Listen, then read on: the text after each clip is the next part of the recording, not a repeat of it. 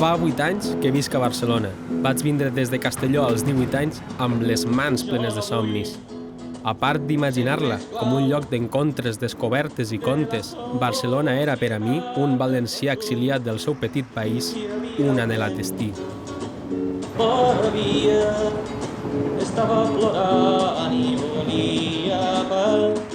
El temps ha passat, i malgrat que a alguns dels somnis els falta crèdit al despertar cada matí, malgrat que a Castelló he deixat pares, amics i una part de mi, m'agrada viure aquí.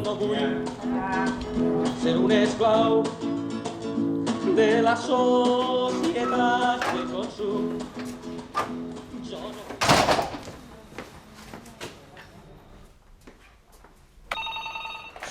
Farem un cicle de cinema com l'any passat.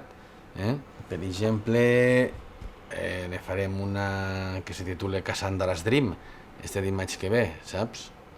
Si és membre de la comunitat universitària de manera gratuïta. Serà doblada al valencià.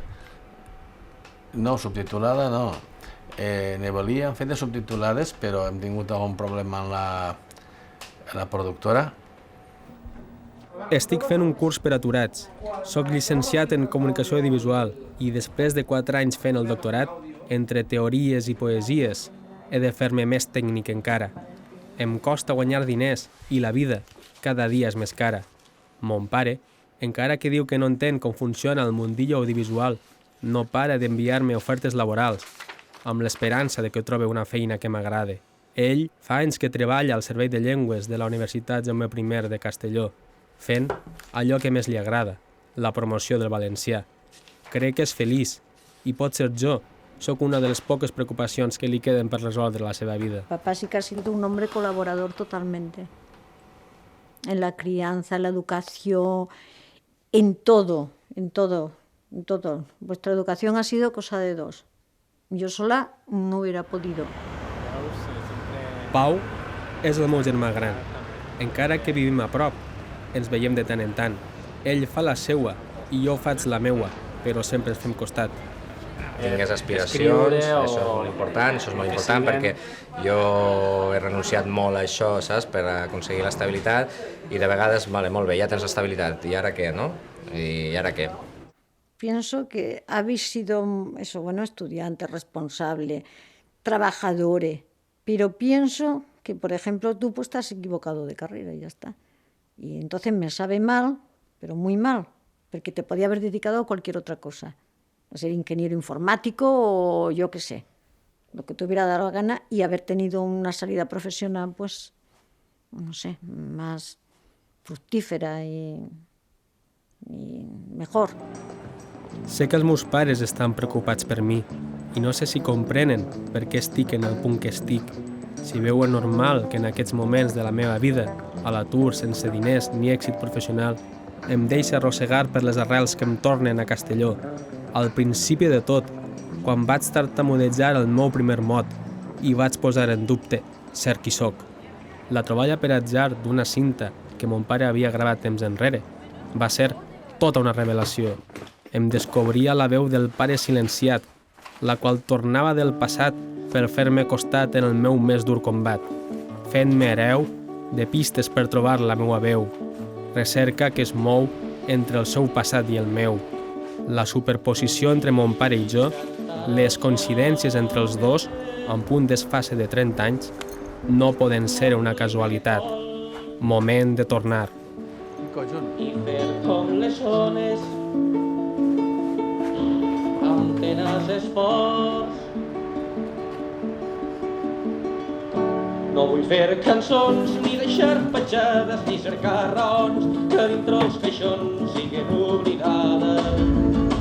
No vull fer cançons, ni deixar petjades, ni cercar raons que dintre els caixons siguin oblidades.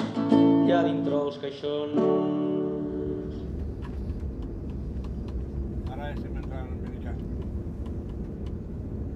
Moment de tornar. Vull descobrir el passat ocult de mon pare. Sé que mon pare no és Llach, ni Raimon, ni Ovidi Montllor, però tinc prou pistes com per saber que, abans de ser el tranquil pare de família que avui és, en els seus temps de joventuts a València, era un d'aquells que lluitava contra la dictadura amb cançons i concerts. Però poca cosa més sé de la seva joventut, com si el jove que va ser s'hagués perdut o amb el temps es quedés ocult.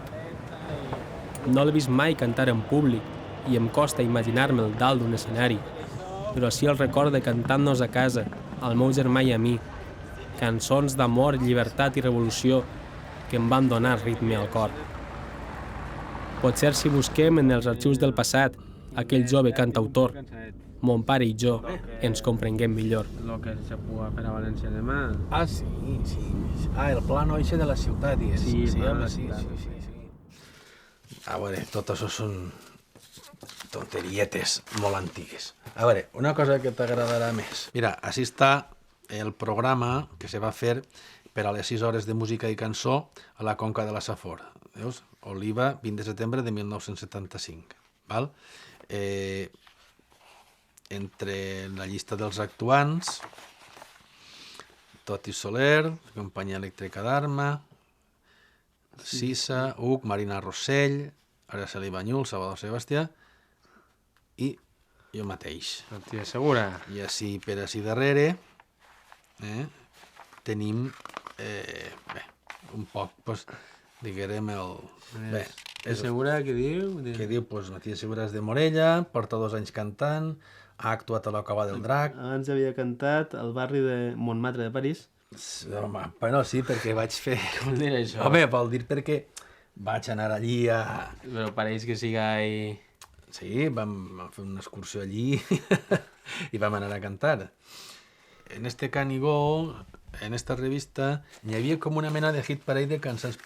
Con los metas principales, pero Sí. un poco en negativo. Sí. ¿Quién era el número 1? El número 1, Lluís Llach. Perquè era el que més actuava. El perill de cantar en català. Lluís Llach portava cabell, Ramon Muntaner també tenia cabell. Veus? I així el hit parade de les prohibicions. Començant per Lluís Llach, Tenia 40. que havien prohibit 40 recitals, És que dobla el segon, Sí. No Ramon Montaner. i Ramon Muntaner 23, i vaig estic jo, Matías Segura 1. No, bueno, ahí... Cada Ese un, es un honor, ¿no? Tindrà ahí cada un, un puntet, ja van. cada un, Mira, si guardo un cartell d'una actuació en Alacant, I què fes? 3 concerts. divendres, dissabte i diumenge, sí, 3 dies. Entraràs 50 pessetes, però te guanyes algo de eso, no? No se podia viure, jo no podia viure d'això. No, perquè Se'm fa estrany veure a mon pare jo, associat professional, amb noms i cançons que tant m'han marcat, de triar, un passat que no sembla o no, realitat. doncs vaig decidir que no podia ser professional. Això d'ací és una entrevista que me van fer en el setmanari La Verdad d'Alacant. El titular, què vol dir? El titular vol dir que, clar, jo... Seria desitjable a fi de mes? Sí, el sobret. Significa que els cantants, jo pensava en aquella època que havíem de ser com una mena de treballadors de la cultura, tipo Cuba, on tu fes la teva feina de cantar i actuar per ahí i a fi de mes el sobret, a fi de mes la nòmina que te pagaren, no? És a dir, en plan socialista. De fet, diu, què caldria per a que ho pogueres fer? Diu, socialitzar la cançó. Diu, això ho tinc molt clar. Allò que seria desitjable és que a fi de mes t'entregaren el sobret amb el sou corresponent com qualsevol treballador d'una fàbrica. De les poquetes que queden. Era vibrant? No només mos dedicàvem a cantar, no? També mos dedicàvem a la política. També cantar també era Era una forma de política, Era no? un compromís, sí, era una manera de comprometre, sí, perquè realment utilitzàvem, com si diguem, l'escenari com si fos un míting, una manera de fer mítings polítics, no? Una manera de lluitar també per la llibertat i la democràcia. Jo també per les meves idees nacionalistes i progressistes o socialistes, doncs vaig connectar molt ràpidament la gent que en aquella època formava part del Partit Socialista d'Alliberament Nacional, que era el PSAN, no? Així doncs, tenim la petició de legalització de les joventuts socialistes d'Alliberament Nacional, que la van fer per part meua i per part d'un company del Prat de Llobregat, que era Casimir Bo i Núñez, que després va ser alcalde, em sembla, amb el PSC. El legalitzar, diguem-ne, no és tan problemàtic, però d'alguna manera tu ets el responsable de qualsevol cosa que faci l'organització a efectes del Ministeri d'Interior, que em sembla que llavors era una certa responsabilitat que tu assumies i corries, però bueno, feies lliurement, algú havia de fer-ho, evidentment, no? I d'alguna manera érem potser les persones més significades, un al Principat i l'altre al País Valencià, al davant de les joventuts. Este és curiós perquè esta foto és un lloc molt cèntric de València on van fer una pintada. Dia la joventut per la Generalitat i l'Estatut, J. Sant. Esta la vaig fer jo. Per això la tinc que retratar. Bé, per això la plaça la Reina, ells em van fer la pintada aquella. Si són bons per a treballar, també són bons per a votar. La joventut per la Generalitat i l'Estatut, i en les sigles de les J. Sant, que fins i tot, en un poc d'imaginació, encara queden algunes restes. Pareix mentira, però jo crec que... La S se veu. La S també i la A. I la J, aquella... Micael Galàctic. Sí, Micael Galàctic. Vaig néixer a València el 30 de juliol de 1981 i vaig viure ací fins als 3 anys. Quasi no guardo cap record d'aquella primera etapa de la meva vida. Mon pare volia que vingués ací a estudiar, però, potser menyspreant el que podia viure ací, vaig preferir anar-hi a Barcelona. Tanmateix, sempre m'emociona quan torne a València. I no només perquè el 25 d'abril ens apleguem amics i amigues de tots els països catalans amb la canya entre les mans per recordar que encara està en peu el poble dels valencians. El misteri d'aquests carrerons em porten molt més al fons. Pot ser per raons que només amb mon pare podré treure dels caixons. Però sí, claro, quan venim el 25 d'abril o així no venim mai... No, per així no se passe, per esta zona no. Passes per la plaça de l'Ajuntament, que és una plaça que està més que allà, a prop d'allà de la plaça de la Reina, d'on estàvem i hem vist allò de les Pintaes, que també és una plaça molt emblemàtica, aquella plaça, perquè jo allí també vaig tindre un episodi una vegada. La nit de la crema se va muntar un pitote impressionant. Allí hi havia l'estàtua de Franco, com t'he comentat, fins que la va llevar un alcalde socialista, i allí també una vegada vam pujar damunt del cavall que hi havia allí per a fer onejar la senyora de les 4 barres en una de les manifestacions que hi havia. I vas pujar tu? Vaig pujar allí dalt. El primer, ahí. A onejar-la, sí. A onejar-la. Però això no t'ho havia contat encara mai en la vida? No. I collons.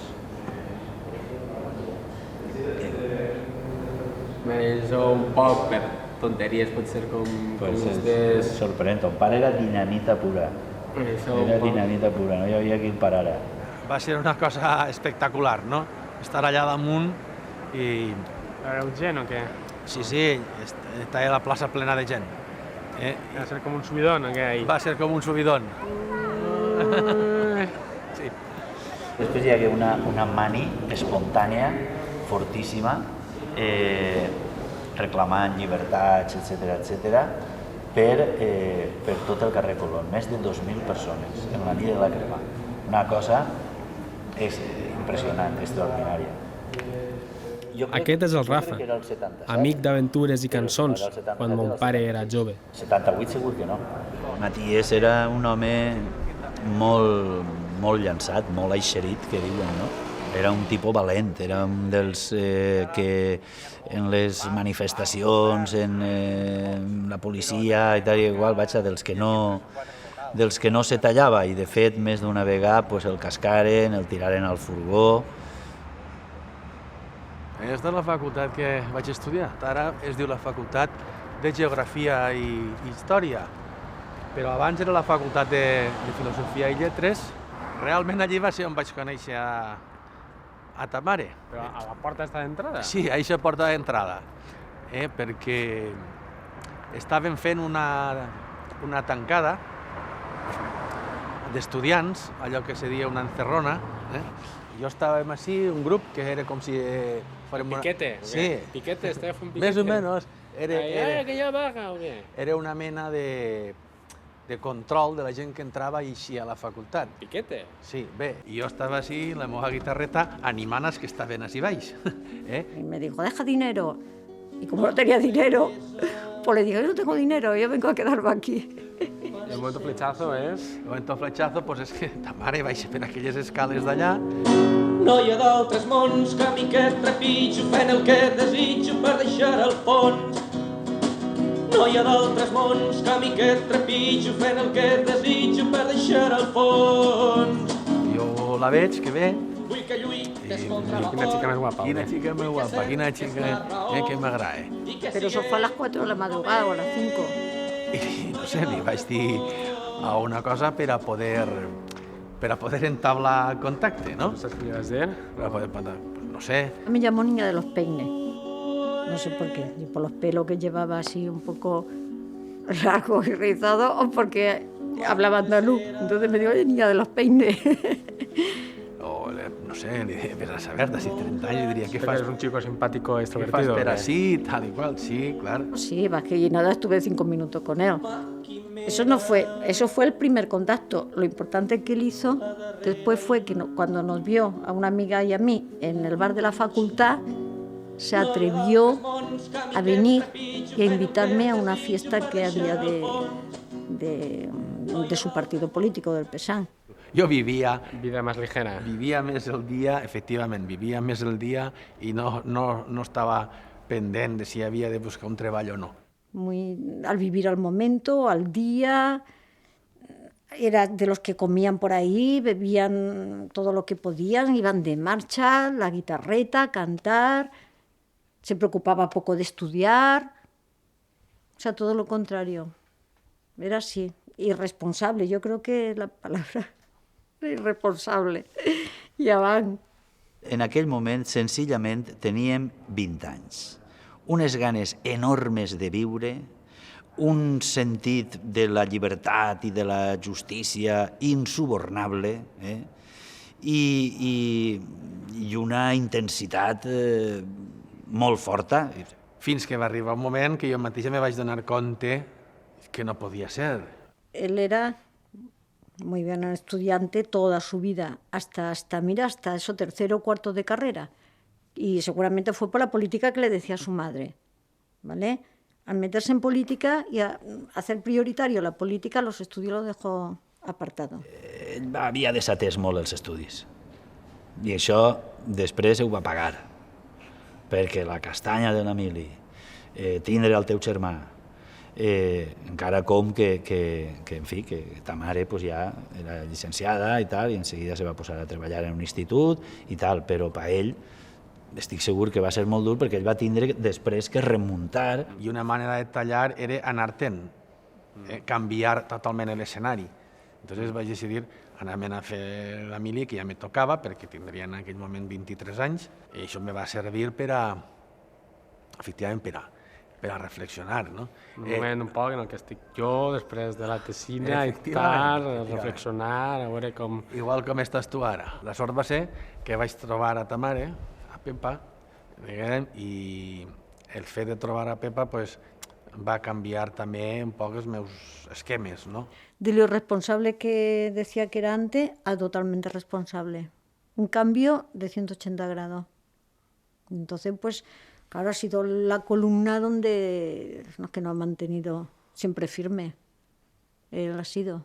Porque yo soy más propensa a hundirme ante cualquier dificultad, ante todo, me hundo. Y el papá no, el papá nos ha mantenido a flote. Yo creo que ha sido él el que ha mantenido a flote la familia.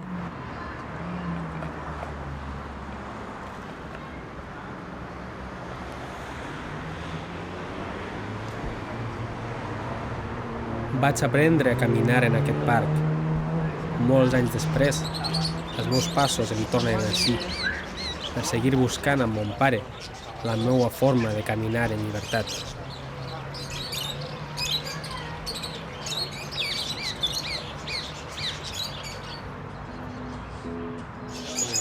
Mira, ahí se ha volat, És un lloro d'aquest? Un lloro. Jo no vull Anem? Molt bé, sí. ser un esclau On anem? Cap allà. de la societat del consum. Jo no vull ser un esclau. Tens una fotografia que estàs en una esplanada alçant-te, em faig que la mà aguantant-te i jo dient-te que vingueres cap a mi per a començar a caminar.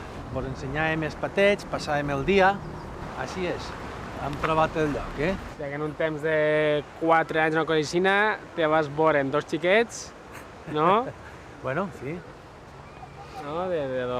Sí, bueno, de com van canviar les coses. Naturalment, la vida és una altra cosa, no només allò, sinó és una altra cosa, i... No, poden ser diferents coses o se poden conjugar de diferents maneres, no? No vol dir medir-se la part artística i la política per tindre 2 xiquets, no? No, jo me tenia que plantejar o me posava a estudiar música, a estudiar cant si feia falta i a ser un professional o no. Però hi ha molts artistes que no estan en la oficialitat o la professionalitat i o sigui, hi ha moltes maneres, no? Sí, home, haguera pogut seguir cultivant l'afició que tenia, perquè era una afició. Haguera pogut... El fet és que en un moment determinat vaig deixar de composar cançons... En Pau també va deixar d'escriure. Sí, que ton germà també feia molt bones poesies. Va començar ràpid i molt bé i s'ho va deixar també... Sí, segurament, no sé per quina raó, perquè alguna vegada li hem dit també que continuara, no? Se te veia una claretat i un treball amb el llenguatge que estava molt bé, no? I això tu vas anar deixant i ara eres un professor de secundària en treball, t'has tret la plaça, t'has comprat una casa, tens nòvia fa anys, tens gos, tens tot el que vols, se podria dir, quasi materialment, no? Sí, perquè jo vaig triar aquesta via, no? Dic, primer assegurem el camí i després ja tindrem temps de tornar a retrobar una miqueta l'art, no? Però, clar, si tu deixes tant de banda, arriba un punt que tornar a entregar-se una mica a la creació és complicat, I és una cosa que realment sempre tinc ahí este forat, no? Però tu ja saps que això és una cosa de molt de treball i de molta faena. Moments, jo perquè potser ho veig així, perquè com que jo sí que intento continuar, vull continuar, no? I Pau s'ho ha deixat, i tu t'ho vas deixar, i jo de moment no m'ho penso deixar. Jo te recolzaré en el teu camí i sobretot, doncs mira, si està sempre ahí a la faena, estar atent, ja aniràs madurant, t'aniràs pegant les hòsties necessàries per anar-te madurant, d'acord? I saber quan has d'agafar una cosa i quan has de renunciar a una altra. A ver, que escribas poesía y cuentos y todo eso, Matías, está bien, pero tampoco te vas a ganar la vida así, ¿entiendes? Si tot això que tu fas estigueres en un país, com comentàvem, Del sobret. Si estigueres en un país socialista o comunista en què per fer aquestes coses tu al final de mes te pagaren, perfecte. En comptes de dir, com no ve el sobret, plego, no ve el sobret, busquem les possibilitats per a fer-ho viable. I és el que jo cada dia, quan m'alce, des del curs al paro, des de fer el que siga, fer el vídeo d'oficines d'especuladors que van a comprar pisos, tot això que me toca fer, no? Per guanyar-me els diners, no? I jo, evidentment, no? La meva principal angoixa ara mateix a la meva vida és econòmica. Ja. Precarietat. La teua i la de tot el món, els joves. La precarietat econòmica i laboral. I el problema és si tu trobes per totes les vies que vulguis pujar, des de la universitària a l'artística, a la periodística, sigui...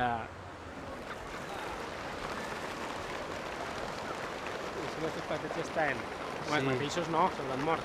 Això no, però sí. Ens anem acostant al final del viatge, però abans que me'n vagi, em queda una última sorpresa. Reptar a mon pare perquè 30 anys després torna a un escenari. I jo, el seu fill, siga prou temerari per cantar amb ell cançons que mai s'havien d'haver guardat en els caixons, perquè són ritmes i sons que ens donen força per lluitar pels altres mons. Anem a gravar. Em farem dos para no presionarnos. Vale, tranquilos, bien, tal, hemos venido a jugar. Però primer fem el estribillo, 2 voltes, i després anem a la... Hi havia un nen.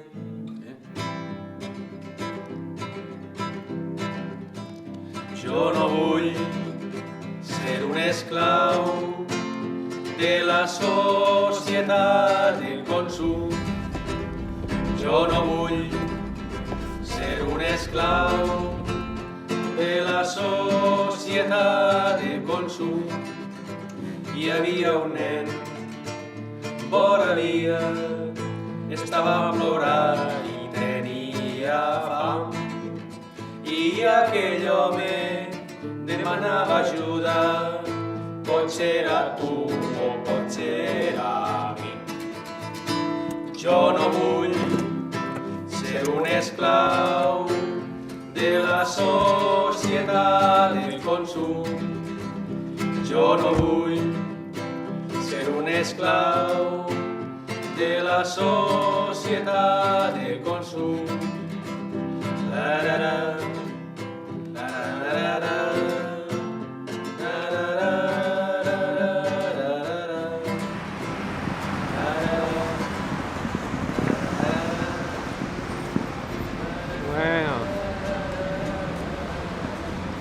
Res. Ja està, si arriba a la fi del viatge. Molt bé, home. Ja com ha anat tot. Ha anat tot molt bé, han sigut uns dies això molt intensos, de compartir moltes coses, amb tu i amb la gent que han vingut amb tu, i bueno, la veritat és que també ha servit per a recordar ja coses que tenia un poc oblidades, no? I el fet de tornar a un escenari? El fet de tornar a un escenari també, a més això d'estar acompanyat per el teu fill, doncs encara... Veus un futur? Te veig un futur en la cançó difícil. En la cançó difícil. Ahir hauries d'estudiar molt. Bueno. Jo no el tenia molt clar, però tu ja... Que estigues tranquil, sàpigues que no auguro ni pretenc cap futur professional de la cançó. Però tranquil·litat, que no... A la millor en el tema del món, en el tema del món audiovisual i en el tema dels mitjans de comunicació, ahir que t'has preparat per anar això, ahir sí que a la millor pots tindre futur. Vale, pues res, moltes gràcies per tot. Bé, gràcies a tu. Vale, i bé, gràcies per aquests dies. Vinga, va.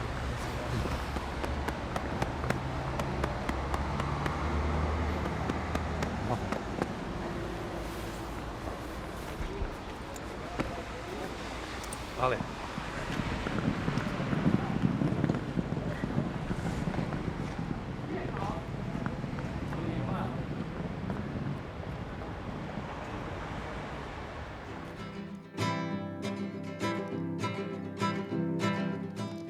Jo no vull ser un esclau de la societat del consum.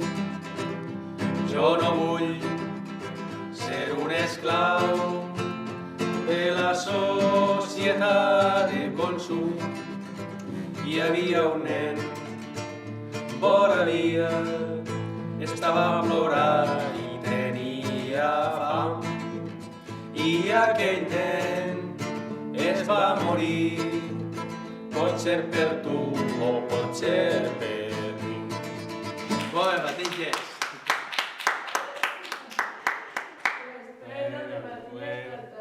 Vol repetir? Va, repetim, va.